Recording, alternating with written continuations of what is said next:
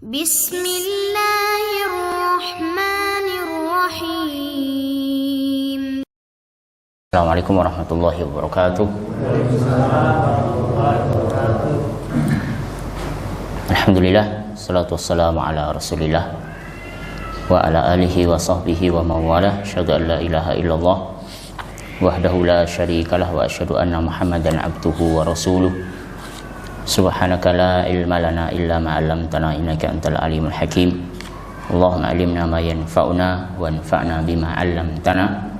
Allahumma inna nas'aluka fahman nabiyyin wa hifdzal mursalin wa ilhamal malaikatikal muqarrabin wa ibadati awliyaikal mukhlasin. Allahumma arinal haqqa haqqan warzuqna ittiba'ah wa arinal batila batila warzuqna ijtinabah. Allahumma inna nas'aluka ilman nafi'a wa rizqan thayyiban wa amalan mutaqabbala.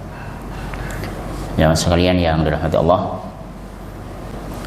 berkaitan dengan fikih yang akan kita kaji masih seputar fikih udhiyah, fikih kurban atau fikih adz-dzabaih, fikih sembelihan secara umum. Ada kadang-kadang disebut kurban, ya, yang lebih populer di masyarakat kita. Padahal kurban ini sebenarnya umum, ya, kurban, semua ibadah itu kurban, semua ibadah, karena kurban asalnya dari kata qarraba yuqarribu kurbanan, yang artinya mendekatkan diri kepada Allah. Qarib, dekat; karib, kerabat, keluarga dekat. Ya, kurban termasuk sholat, zakat, puasa, baca Quran, infak, semuanya ini mendekatkan diri kepada Allah. Tapi saking istimewanya menyembelih hewan kurban, itu dikhususkan lagi namanya juga kurban. Kenapa demikian? Khusus, dan ini ritual seluruh orang yang beriman sepanjang sejarah perjalanan manusia. Kalau dia beriman, pasti, ya, di antara syiarnya adalah menyembelih untuk imannya dia. Walikulli ummatin, semua umat, ja'alna mansakan, kami jadikan tempat untuk berkurban di situ. Jadi semua umat, bukan hanya umat Nabi, tapi juga umat-umat terdahulu. Sampai kalau kita turut-turut umat awal di mana manusia ini ada, yaitu syariat yang dibebankan kepada dua anak Nabi Adam. Watlu alaihim naba abnai Adam bil haqq. Ceritakan tentang kisah watlu alaihim naba abnai Adam. Naba, berita besar tentang dua anak Adam, bil haq, secara benar, id qarraba kurbanan, ketika mereka berkurban. Fatuqubila min ahadihima wa lam yutaqabbal minal akhar. Yang satu diterima, yang satu tidak diterima. Kenapa diterima? Barangkali ini alasannya kenapa disebut kurban. Diterima, kebetulan yang diterima adalah kambingnya Habil, hasil peternakannya. Kalau seandainya mungkin yang diterima adalah hasil pertaniannya Qabil, mungkin lain cerita. Tapi jelas Allah, Masya Allah, fa'al. Apa yang Allah kehendaki tentu tidak bisa dikira-kira, tidak bisa diandai-andai, ya. Tapi ya, barangkali salah satu ada hubungannya antara kambing dengan kurban. Idh qarraba kurbanan. Dan nanti di mana ketika Quran menceritakan tentang asal muasal kurban itu sendiri, walaupun syariat Nabi Ibrahim ini syariat Nabi Adam, tentu kurbannya belum sempurna seperti kurban hari ini. Bentuk kurbannya hanya meletakkan hasil daripada usaha penghidupan Qabil Habil, diletakkan di atas bukit atau gunung, kemudian Allah Subhanahu wa taala kirim petir, maka terbakarlah salah satu daripada kurban yang diterima. Nah, ini bentuk kurban. Dan kurban ini adalah persembahan iman. Kurbanlah persembahan iman. Beriman, mana buktinya? Serahkan kurbannya. Maka Ibrahim ketika diseru, Ibrahim benar-benar membuktikan keimanannya. Ya. Inni ra'aitu fil manami anni adbahuk, ketika menceritakan kisah mimpinya kepada anaknya Ismail, inni adbahuk, aku menyembelihmu. Ini mimpi, hanya nanti mimpi para nabi itu adalah wahyu.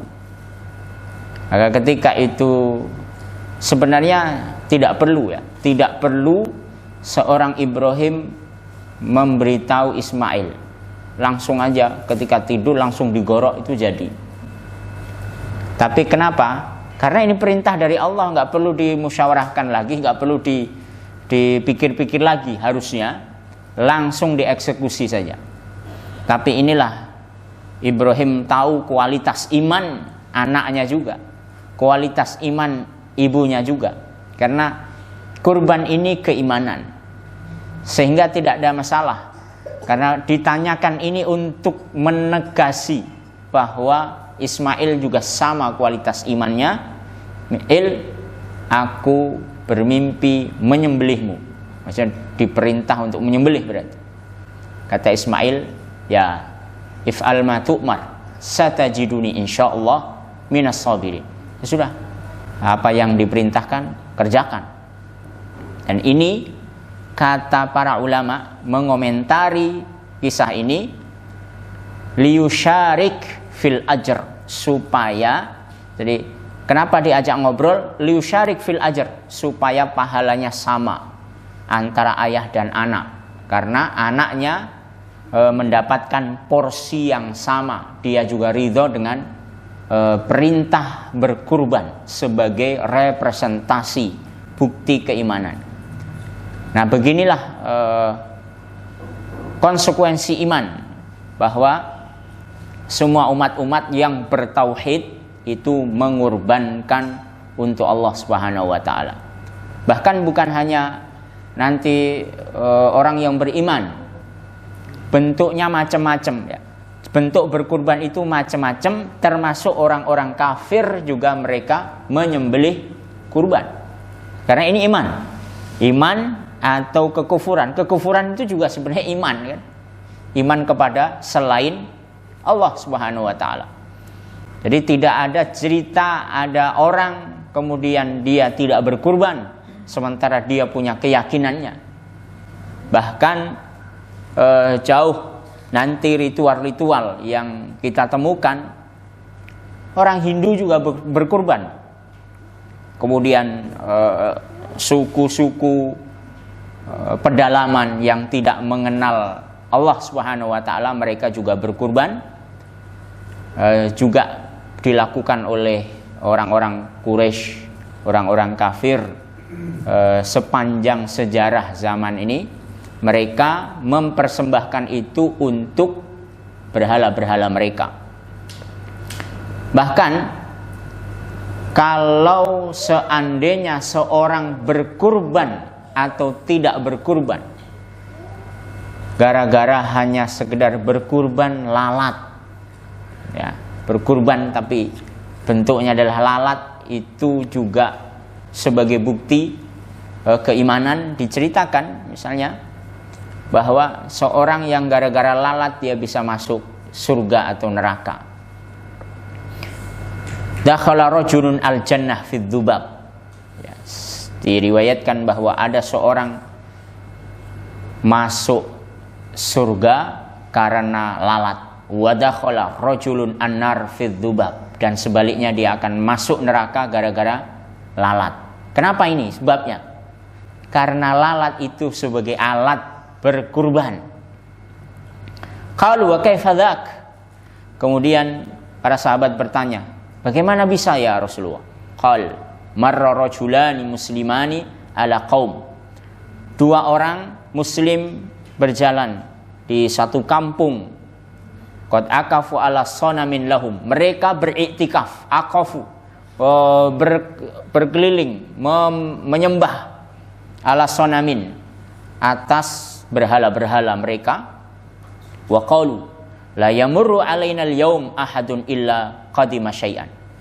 Kalau ada orang yang lewat di kampung mereka, mereka tidak akan pernah bisa keluar kampung itu lagi selain harus berkurban sesuatu. Faqalu li ahadima qaddim syai'an. Ketika mereka berdua masuk kemudian ditangkap, sembah atau persembahkan sesuatu yang kalian punya apa? Fa'aba, yang satu nggak mau. Kagak, ini berhala ini. Fakutil, maka yang satu dibunuh. Wa qalu lil akhar, yang satu lagi ditanya, qaddim syai'an. Faqalu qaddim walau dzubaban. Persembahkan sesuatu, nggak punya sesuatu. Cari sampai apa yang bisa kamu persembahkan. Dia hanya bisa mempersembahkan ya, dalam pencarian itu lalat yang dia dapat. Walau dzubaban faqala wash dzubab wa qaddama dzubab fadakhala nar. Dengan sebab lalat yang dia kurbankan, dia masuk neraka. Faqala Salman fahada dakhala al-jannah fi dzubab wa hada dakhala nar fi dzubab. Yang ini masuk surga dibunuh, padahal hanya karena disuruh kurban balu lalat dia nggak mau, dia masuk surga. Yang satu masuk neraka. Ini pembuktian iman. Iman kepada siapa? Itu yang dipertanyakan. Dan keimanan tentu butuh pembuktian. Di antara bukti kita beriman kepada Allah, maka berkurbanlah. Dan kurban ini diantara syukur yang paling tinggi di sisi Allah Subhanahu wa taala. Ketika kita bersyukur, bukan berterima kasih. Kalau kita berterima kasih kepada orang saja itu sudah dikatakan bersyukur. Tapi di sisi Allah Subhanahu wa taala, berkurbanlah. Maka ayatnya, inna a'tainakal kautsar. Inna, sungguh-sungguh, a'tainaka, kami berikan engkau wahai Muhammad.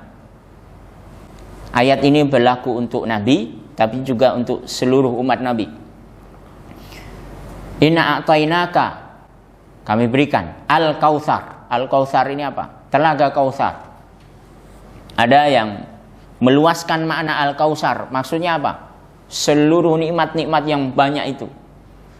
Kehidupan, kematian, rizki, perlindungan, semua ketenangan hati, hidayah, iman, semua. Kemudian ada yang mengkhususkan al-kautsar adalah kenabian yang diberikan kepada Muhammad, yang Quran. Semua itu al-kautsar, termasuk adalah sahabat-sahabat Nabi, ya, pendukung-pendukungnya, umat ini, semua itu diberikan untuk Nabi. Inna a'tainaka, kurang apa lagi? Ya, gitu kan. Maka di antara nikmat yang tidak diberikan kepada selainmu wahai Muhammad, fasalli, salatlah, wanhar, itu bukti syukur. Dua, fasalli li rabbika wanhar. Salat sebagai syukur. Apa ini salat? Syukur ruh, iman. Sementara wanhar, syukur nikmat fisik, nikmat materi. Ada nikmat abstrak dan apa? Sebaliknya. Abstrak dan non abstrak. Ada sifat nikmat yang ruhi, ada nikmat yang jasadi. Nikmat yang bentuknya adalah materi dengan apa? Dengan menyembelih. Sementara nikmat yang bentuknya adalah non materi, dia dengan sholat. Ya. Dan ini dua yang disandingkan ibadah yang sangat tinggi. Tidak ada yang melebihi tingginya dua ibadah ketika disandingkan dengan sholat. Washolli lirabbika wanhar. Maka kita baca setiap kali mau sholat, inna sholati wa nusuki wa mahyaya wa mamati. Sesungguhnya sholatku, wa nusuki, nusuk, kurbanku, wa mahyaya wa mamati. Ini bagian dari ketinggian ibadah ini. Satu, untuk rasa syukur, itu juga fadilah yang sangat agung. Ini sebagai bentuk syukur. Yang satu lagi, ini disandingkan pula dengan sholat. Itu juga sudah menandakan bahwa ibadah ini tidak main-main. Dan apalagi nanti disandingkan dengan ketika orang berkurban, di situ ada penyembahan, kemudian ketinggian tauhid, termasuk juga sosial. Jadi ibadah kurban ini mencakup seluruh ibadah, ibadah harta, ibadah sosial, kemudian ibadah termasuk mengagungkan keluarga, kemudian memberi hadiah di situ. Di situ juga ada ketinggian-ketinggian ibadah yang tidak tercampur dengan ibadah-ibadah selain ibadah ini. Ya, tidak didapatkan ibadah yang lebih Allah cintai. Kata Rasulullah SAW, ma'amila adamiyun min amalin yauman nahar. Tidaklah amal semua anak Adam di hari nahar itu ahabba ilallah, yang lebih Allah cintai, min ihraqid dam, melebihi cintanya mengalirkan darah hewan kurban. Innaha la ta'ti yaumal qiyamah. Ibadah kurban itu atau kurban itu nilainya akan datang di hari kiamat, bikuruniha wa ash'ariha wa adlafiha, dengan tanduk-tanduknya, dengan rambut-rambutnya, wa adlafiha, dengan kulitnya, dengan semua bagian dari hewan itu, wa annadam la yaqa, dan darahnya sudah diterima minallahi bimakanin qabla an yaqa minal ard. Darahnya ketika menetes belum sampai membasahi bumi, pahalanya sudah sampai kepada Allah Subhanahu wa taala. Ya, kalau Nabi menyebutkan tanduknya datang, kemudian bulu-bulunya datang, wa adlafiha, dengan kulit-kulitnya datang, ini semuanya sampah. Ya. Tanduknya itu sampah, kulitnya kesebagian juga itu enggak dimanfaatkan, kecuali ya kalau selain dimakan kadang-kadang. Ya, sebagian masyarakat masih ya memanfaatkan itu. Untuk apa biasanya? Untuk kerupuk, cange. Tapi yang jelas itu dipisahkan ya, sebagian besarnya. Kemudian bulu-bulunya itu juga sampah. Sampah-sampah ini semuanya, bayangkan, diberi nilai di sisi Allah. Walaupun ada yang mengatakan bahwa hadis yang menyebutkan bahwa bulunya akan mendapatkan pahala sebanyak bulunya, ini hadis-hadis begini, ini hadis yang dhaif. Tapi kedhaifan sebuah hadis tidak mengurangi nilainya, karena riwayatnya juga banyak menyebutkan demikian. Maka inilah fadilah yang sangat istimewa, yang sangat dicintai Allah Subhanahu wa taala. Tidak ada yang lebih Allah cintai melebihi cintanya Allah ibadah kurban hari itu. Sekalipun dibandingkan dengan sedekah dengan nilai yang sama. Kita kurban sapi mungkin berapa? 20 juta. Terus ibadah saya nggak kurban, saya sedekah aja sapi 1 atau 20 juta dengan nilai yang sama dengan hewan kurban. Ketika kurban itu dimakan sebagian kemudian dihadiahkan dan dibagikan. Sepertiganya paling tidak itu kembali kepada kita. Tapi kalau sedekah semuanya total keluar, tidak ada yang boleh lagi kembali. Karena sedekah kemudian cari lagi itu seperti menjilat untah-untahannya sendiri. Nah ini kan haram, untah-untahan dijilat-jilat, haram itu najis. Nah itu ya, yang balik itu sebenarnya kalau dibandingkan dengan yang keluar semua akan lebih afdal yang keluar semua. Tapi tidak untuk kurban, lebih afdal kurban. Ya, sedekah dengan nilai segitu itu tidak lebih baik daripada kurban. Bahkan ya, kenapa demikian gitu? Alasannya apa? Alasannya banyak. Karena kemuliaannya hewan kurban itu, kemudian ibadah ini adalah ibadah yang waktunya terbatas. Berapa hari kita boleh berkurban? Ada yang mendapat 4 hari, atau jumhur ulama mengatakan 3 hari. 3 hari, 10, 11, 12. Sementara ada madhab Syafi'i menyebutkan 4 hari. Kullu ayyami tasyrik dzabah. Semua hari tasyrik yang 3 hari itu boleh menyembelih. Ditambah 1 hari, hari 10 Dzulhijjah. Oke lah 4 hari yang paling lama. Sementara ibadah yang sempit tapi ini diperintahkan Allah, sedangkan sedekah itu tidak ada batasan waktu kapanpun. Maka yang sempit, yang waktunya terbatas itu lebih afdal yang jelas. Dan ini yang sampai Rasulullah SAW ya memberikan penjelasan bahwa tidak ada hari-hari yang lebih Allah cintai.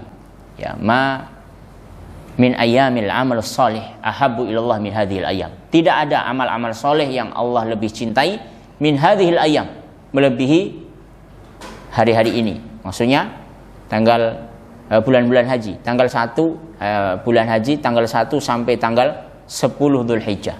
Itu min hadhil ayyam. Wal fajr, demi fajar. Walayalin asyar. Sampai Allah ya, saking mulianya hari itu Allah bersumpah. Wal fajr walayalin asyar. Demi waktu fajar. Fajar apa? Nah, besok fajar nih. Terus ada yang mengerucutkan fajar apa? Fajar hari-hari haram. 10 Muharram. Ada yang berpendapat fajar ini maksudnya lah fajar 10 Dzulhijjah. Walayalin asyar, dan hari tanggal 1 sampai tanggal 10-nya. Nah, tanggal 1 sampai tanggal 10 Dzulhijjah itu digunakan oleh Allah Subhanahu wa taala sebagai bahan sumpah. Kalau Allah menggunakan sumpah untuk makhluk, untuk waktu, artinya itu tidak main-main di waktu itu. Sampai walayalin asyar, di puncak kemuliaan itu adalah tanggal 10-nya. Karena tanggal 10-nya itu terkumpul semua ibadah di situ. Ibadah apa? Kurban ini. Ibadah haji. Ibadah manasik ya. Itu puncaknya nanti di tanggal 10, kemudian ditutup dengan lempar jumroh ya, hari tasyrik. Dan di situ ada ibadah harta, ibadah semuanya terkumpul, termasuk puasa sebelumnya 9 Dzulhijjah, itu puasa Arafah, di mana ada 1 bulan atau 10 hari terkumpul semua ibadah di situ. Mana yang lebih afdal? Tanggal 10 Dzulhijjah atau Lailatul Qadar? Ya, yang lebih afdal yang mana? 10 Dzulhijjah atau Lailatul Qadar? Allah Subhanahu wa taala mengatakan wal fajri walayalin asyar. Ini ayat menyebutkan bahwa tidak ada hari yang lebih mulia. Semua ulama mengatakan hari-hari yang lebih mulia dibandingkan 10 Dzulhijjah. Ya. Terus mana yang lebih afdal? Sementara ada katanya sepanjang 1 tahun itu ada Lailatul Qadar.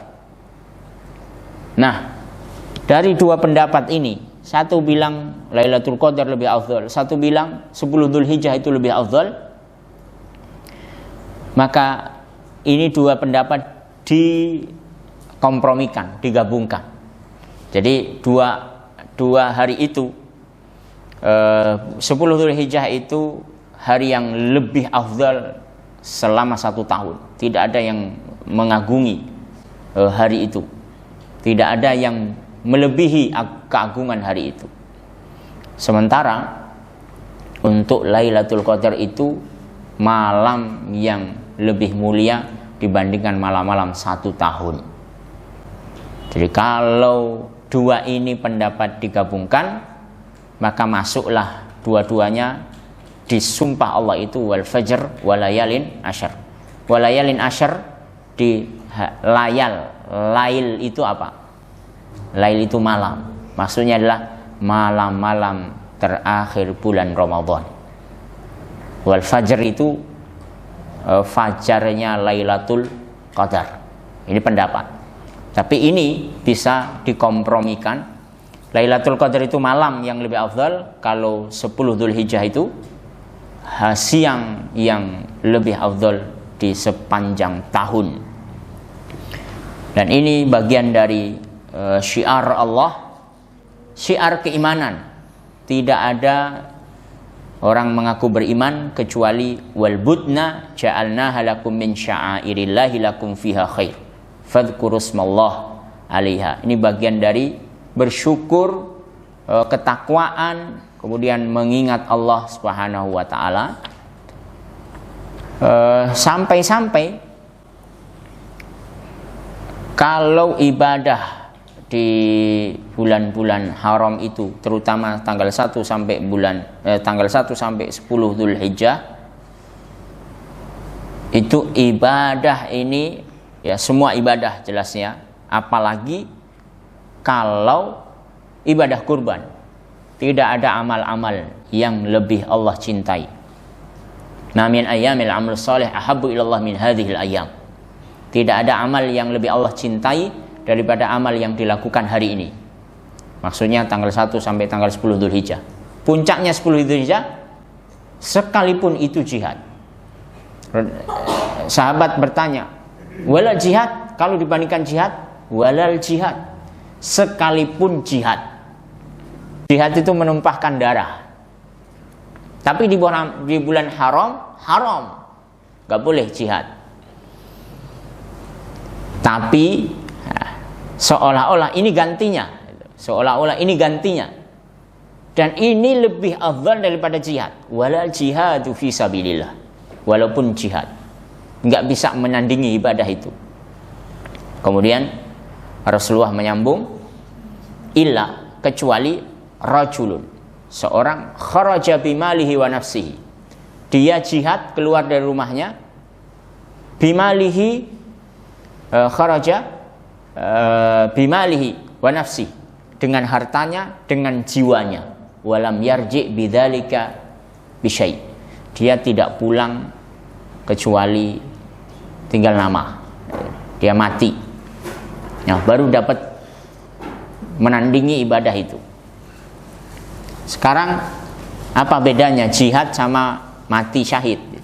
Jihad itu belum tentu mati.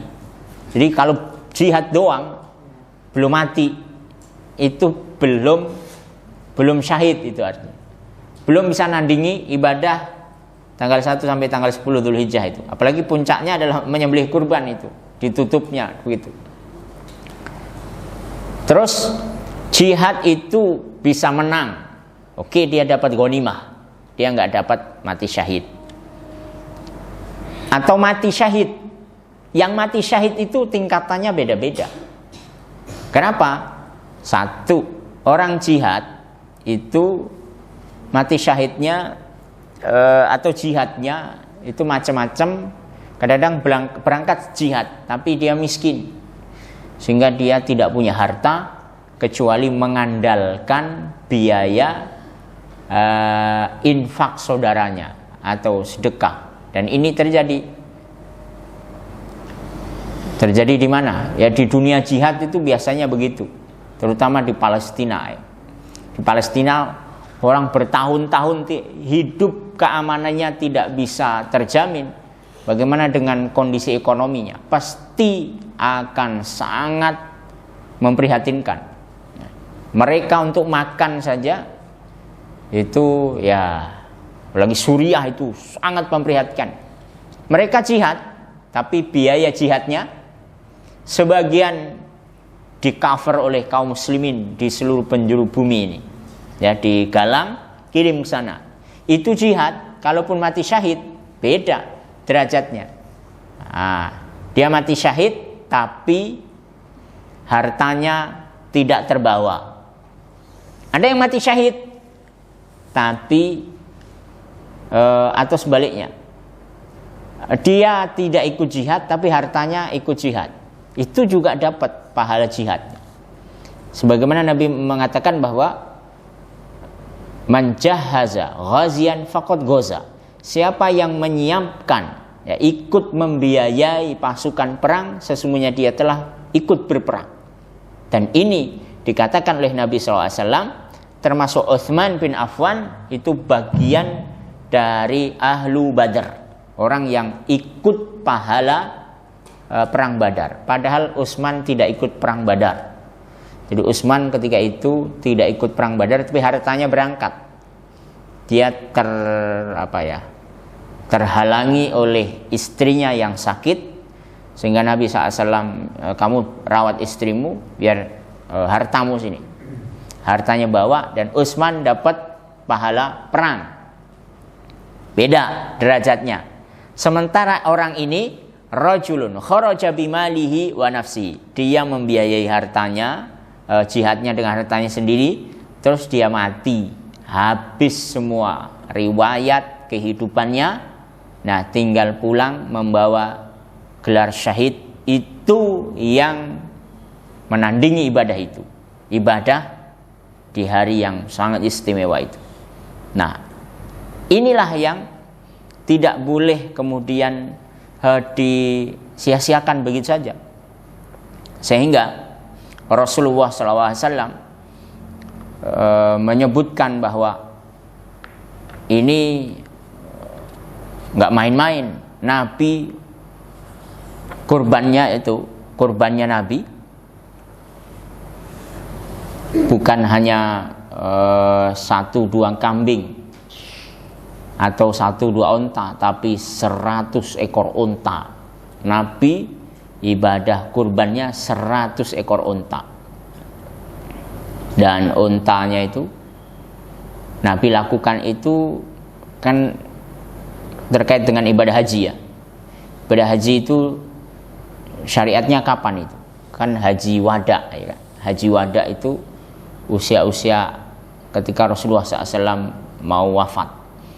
Usia 62 kira-kira. Ada yang usia 62 di sini? Belum ada ya? Masih berapa? 17-an ini. 62 ya. 62 itu beliau kurban 100 ekor unta dan disembelih sendirian. Sini biasanya ada perumahan nih, berapa kurbannya? Sapi 3 ya. Berapa yang nyembelih? Satu kampung keluar semua kan? Ya, kampung Eldorado ini keluar semua. Satu kampung. 2 malahan ya. Enggak cukup 1 ya. Masya Allah ya. Nabi SAW usia 63 100 onta beliau eksekusi sendiri dengan tangan kanannya sendiri. Jadi pisaunya ya, goloknya ya, dia eksekusi sendiri sampai unta yang ke-63. Nah, 63 terus pisaunya tadi saya serahin Ali, lanjutin. Ini saya sudah umur nih. Ya, dilanjutin Ali sampai yang 100. Ini tidak main-main tuh, segitunya itu. 100 ekor unta itu kira-kira 1 Madinah itu makan daging itu semua. Dulu itu penduduknya kan nggak terlalu banyak, bahwa satu onta itu bisa untuk makan orang 100. Satu onta itu bisa untuk makan 100. Makanya kalau ada telik sandi itu di perang Badar itu Nabi SAW hanya nanya kepada mata-mata, ontanya berapa yang disembelih. Di perang Badar itu menyembelih berapa? Menyembelih 10 onta. Berarti pasukannya 1000 kira-kira. Pasukan perang Badar berapa? 13. Kafir, yang kafir. Yang kafir tinggal 170 sekian. Yang kafir kata ini yang disembelih adalah 100 onta. 10 onta. Oh, berarti 100. Jadi kalau Nabi SAW itu menyembelih 100 ekor onta, itu siapa kira-kira yang makan? Itu penduduk Madinah makan semua. Ya, penduduk Madinah kan makan semua. Penduduk Madinah berapa ketika itu? Kan 100.000. Cukup nggak 100 ekor onta? Ya. Benar, pas ya? Jadi satu Madinah itu di cover oleh ontanya Nabi semua. Jadi artinya bahwa kalau bisa itu, ya saya semua yang membiayai kaum muslimin dengan menjamu makannya kaum muslimin dengan hewan kurban ini. Nah, ini fadilah yang begitu tinggi ya, yang begitu tinggi sampai disandingkan dengan sholat wa nusuki wa mahyaya wa mamati. Kalau sholat ini disandingkan dengan hidup mati. Inna sholati wa nusuki wa mahyaya, hidup wa mamati lillah, hanya untuk Allah. Hanya untuk Allah. Sehingga untuk apa dia hidup mati kalau nggak sholat kira-kira? Untuk apa hidup mati kalau dia nggak berkurban? Sampai di mazhab Hanafi, hukum berkurban itu wajib. Hukumnya wajib. Sederhana sekali ini. Itu dalil-dalilnya semuanya. Kemudian satu dalil, man lahu sa'atan falan yudhahi fala yaqrabanna musallana. Ini dalil yang sebagai penutup dari kenapa wajib itu. Siapa yang punya kemampuan, man lahu sa'atan ayudhahi, tentunya fala yudhahi, tapi nggak mau menyembelih kurban, fala yaqrabanna musallana, jangan dekati tempat sholat kami. Musallana, tempat sholat. Orang beriman itu harus sholat ke masjid. Ini tidak boleh dekat-dekat. Bukan tidak boleh sholat, dekat saja nggak boleh. Dekat saja nggak boleh. Apalagi sholat. Terus berarti sholatnya di rumah. Nah, tempat sholat itu kata Nabi SAW, ju'ilatil ardu liwali ummati masjidan wa tahura. Bumi ini dijadikan untuk umat Nabi SAW sebagai masjid, sebagai tempat sujud. Tempat sholat, ya tempat sujud. Berarti dimanapun dia berada, kalau dia masih sholat, masih di atas bumi. Ini apa artinya? Ya sudah, berarti kemungkinan dia sudah gak boleh sholat. Kalau gak boleh sholat itu siapa? Ya teman-temannya, bukan setan, teman-temannya orang kafir atau kafir sekalian. Walaupun, nah sementara hadis ini walaupun hadis dhaif, ya. Hadis ini hadis dhaif. Fala yaqrabanna musallana, ini dhaif. Tapi kedhaifan ini sebagai ancaman, ya nggak ada masalah. Bahwa tapi ini kemudian di counter oleh pendapat jumhur ulama tidak wajib, ya nggak sampai wajib gitu. Itu terlalu keras lah. Jadi nggak wajib, hukumnya apa? Sunnah saja, sunnah muakkadah. Sunnah muakkadah berdasarkan hadis Nabi, banyak ya hadis-hadisnya. Man arada ahadukum ayyudhi, siapa yang ingin di antara kalian berkurban, fala yamassa min sya'rihi fi syai'. Siapa yang mau kurban jangan menyentuh rambut badannya sama sekali. Ya, ini berlaku untuk tanggal 1 sampai tanggal 10 atau sampai betul-betul dikurbanin hewan kurbannya. Ini kan idza arada ahadukum, kalau ada di antara kalian yang mau kurban jangan menyentuh. Kalau ada, berarti ini wajib atau enggak kalau ada ini kira-kira? Ya kan pilihan kan? Ya kalau ada, kalau enggak ada kan enggak apa-apa ya kan? Kalau ada namanya juga. Nah, ini sunnah saja, anjuran. Kurban itu anjuran, enggak sampai wajib. Sementara ada pendapat di kalangan madhab Syafi'i, ini Imam Nawawi menyebutkan, jadi di Majmu' itu ada dua lagi. Apa nih? Sunnah ain. Sunnah ain. Yang satu lagi sunnah kifayah. Yang kita sering dengar tuh fardu kifayah, fardu ain. Sekarang sunnah ain. Ini unik. Hukum di kurban ini namanya hukum sunnah ain. Apa maksudnya? Setiap kita itu sunnah hukumnya seumur hidup minimal pernah kurban sekali. Itu sunnah ain. Yang belum pernah kurban minimal seumur hidup gitu.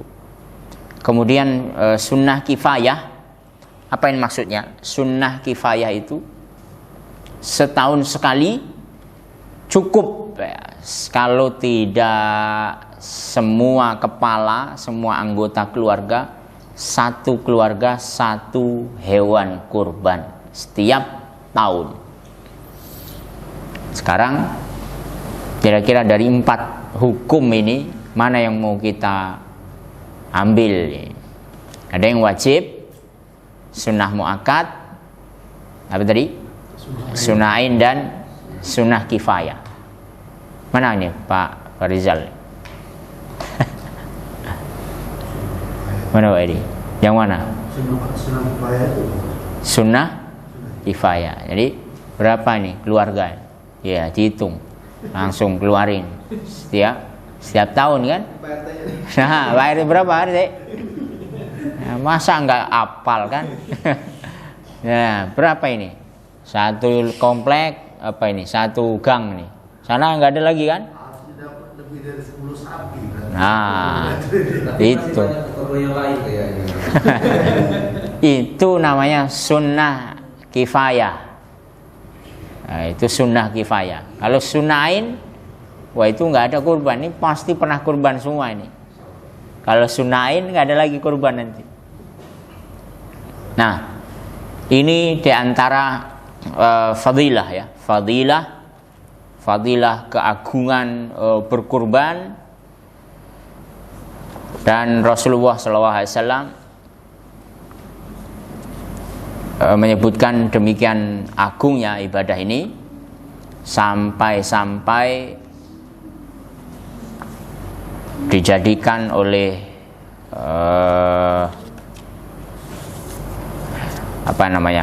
syariat sebagai syiar ya, syiar iman. Masih ada waktu nggak? Berapa? 10 menit. Barangkali ini dulu ya. Karena kalau nambah lagi bisa satu tema lagi nanti. Barangkali 1-2 pertanyaan. Ya, 1-2 pertanyaan kalau mau didiskusikan. Dipersilahkan.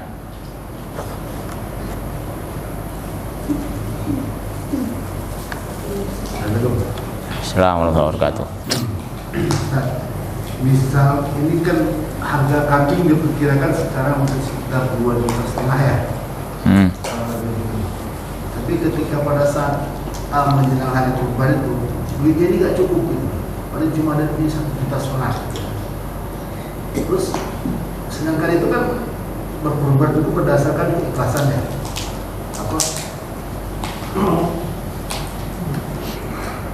apakah bisa diambilkan solusi lainnya? Apakah dia ngambil kambing yang kecil atau kayak mana? Baik, kambing itu ada syarat-syarat, ya, syarat-syarat terutama umur, ya, umurnya. Kemudian selain umur adalah fisiknya nggak cacat yang parah atau kurus atau penyakitan. Itu ada syarat-syarat, nanti dibahas di syarat-syarat hewan yang boleh dikurbani. Syaratnya al-an'am, bahimatul an'am. Al-an'am itu apa? Binatang ternak yang kakinya 4 biasanya, atau binatang ternak, ya. Kalau ayam, nah itu nggak boleh dikurbanin sekalipun 1000 ekor ayam, ya. Terus, nah termasuk kalau apa, kanguru gimana? Kanguru halal apa haram? Halal. Ya, halal, ya. Kanguru gimana? Kan di Australia. Nah, ini yang menjadi kesepakatan al-an'am. Kanguru itu al-an'am bukan. Ini binatang ternak apa bukan? Malah kita dikejar-kejar sama aparat nanti, ya. Atau gajah itu kan, atau kuda. Nah, al-an'am di situ yang menjadi syarat. Kemudian umur, sebagaimana manusia itu punya umur, istilahnya baligh. Baligh itu berarti dia sudah punya kewajiban syariat atau mukallaf. Tapi untuk hewan tentu nggak disebut baligh, ya, tapi disebut usia, sudah masuk usia boleh dikurbanin. Itu ada syarat-syaratnya. Musinnah, kalau sapi nanti dia harus minimalnya atau unta 2 tahun misalnya, atau kambingnya minimal usia 1 tahun, atau, nah itu ada syarat-syaratnya. Terus nggak boleh juga ini sih usianya berapa, 3 tahun gitu, tapi dia nggak berkembang, ya gedenya seperti kucing gitu kan. Kambing tapi fisiknya kayak kucing, ini nggak layak dikurbanin walaupun usianya usia kambing. Sapi tapi gedenya seperti kambing. Kambing sekalipun kambing yang paling gede itu. Nah, ini ada syarat-syaratnya. Maka disitulah kalau nanti ternyata kita nggak mampu membeli itu, berarti belum ada kewajiban bagi dia untuk berkurban. Jadi nggak boleh terus diganti dengan alternatifnya, diganti dengan hewan lain. Ya berarti belum ada kemampuan. Kalau kambing dibiayai 1 kepala, 1 keluarga, atau satu kepala itu 1 kepala keluarga, 1 orang yang membiayai. Ya, kepala keluarganya siapa? Yang punya duit 1 orang. Kalau sapi, sementara sapi atau unta, para ulama masih khilaf. Apakah boleh itu sapi ditanggung biayanya oleh 7 orang? Sekarang ini di kita itu begitu kan, sapi ditanggung 7 orang. Yang begini, ini ibadah apa gitu kan? Ibadah kurban itu bukan ibadah arisan, bukan ibadah persekutuan, bukan ibadah bareng-bareng kayak sholat. Jadi apa? Sholat 1 imam diikuti oleh sekian banyak makmum. Sementara ibadah kurban itu tujuan syariatnya adalah kepada personal ainnya, bukan ibadah campuran, sehingga kita bareng-bareng yuk, sebagaimana haji itu ainnya. Nah, kalau menyembelih satu tapi untuk banyak orang, ini tidak boleh.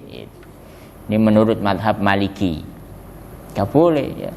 Kalau menyembelih satu kurban ya satu orang, onta ya, sekalipun onta ya satu. Sekarang kalau ada kambing tapi gedenya seperti 2 sapi, gimana? Bolehkah itu? Oh, ini kan gede sapi, ini kambing tapi segede sapi. Apakah boleh kita gabung apa? Gabung kita beli 7 orang, boleh nggak kira-kira? Nah, ini kan kambing bukan sapi, nggak boleh.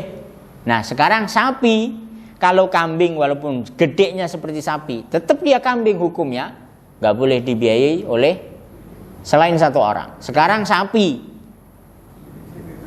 ya enggak, sapi gedenya seperti sapi, boleh nggak ditanggung 7 orang? Doh, ini yang kambing gedenya sama, nggak boleh kok. Itu yang menjadi alasan sehingga di madhab Maliki nggak ada itu sapi ditanggung 7 orang. Sapi ya satu ya satu. Dan ini berbeda dengan jumhur ulama, ya, berbeda dengan madhab Syafi'i terutama. Ya, 7 orang itu boleh berserikat untuk 1 sapi, kerbau dan unta, boleh. Mana yang lebih afdol gitu? Ya, nanti ada pembahasannya lagi. Jadi demikian itu pendapat ya. Kalau di Afrika sana di madhab Maliki nggak ada, orang kebanyakan ya kambing aja. Kenapa? Karena sapi itu hanya untuk khusus orang-orang yang mampu, karena memang ditanggung oleh 1 orang. Ada lagi? Sudah terdengar azan. Satu lagi, J. Sapi yang biasa dikurbanin itu boleh betina itu dikurbanin? Ya, tidak ada syarat ya, tidak ada syarat yang dikurbankan harus laki-laki, tidak ada. Kenapa ini betina ini nggak boleh dikurbanin? Ini isu atau apa namanya? Atau ya menyebar di masyarakat. Ini barangkali karena pertimbangan pemerintah nih kayaknya. Jadi, sapi betina produktif takutnya nanti akan punah. Jadi takutnya akan punah tuh. Kalau yang betina yang harusnya akan memproduksi generasi binatang setelahnya, ini malah dikurbanin, disembelih dengan jumlah serentak dengan waktu yang sama. Ini akan mempengaruhi populasi hewan itu. Tapi ternyata itu nggak terbukti. Sebab disembelih setiap hari, setiap tahun dengan jumlah yang besar. Yo, tetap ada. Adakah kita sekarang yang nyari sapi terus kesulitan? Mencari kambing terus nggak nemu kambing? Belum pernah ada. Padahal sapi itu paling melahirkan 1-2, berapa lama itu butuhnya durasi sampai lahir lagi? Setahun ya? Oh, Pak Wisri ya? Ini spesialisasi ya? Meneliti hewanisasi. Nah, setahun baru 1. Setahun 1, maksimalnya 2 palingnya umum. 2. Kalau sudah 3 itu sesar itu. Ya, kalau 3 udah sesar itu. Tapi nggak pernah kekurangan. Allah Subhanahu Wa Taala punya hikmah. Coba, mana kambing sama anjing, mana yang lebih banyak melahirkan? Atau babi? Babi sekali lahir bisa berapa? 13. Susunya sih 12 katanya. Tapi anaknya 13. Coba, kambing, anjing tuh procot-procot ya. Tapi mana lebih banyak, kambing atau anjing? Ya nggak tahu, belum pernah sensus soalnya.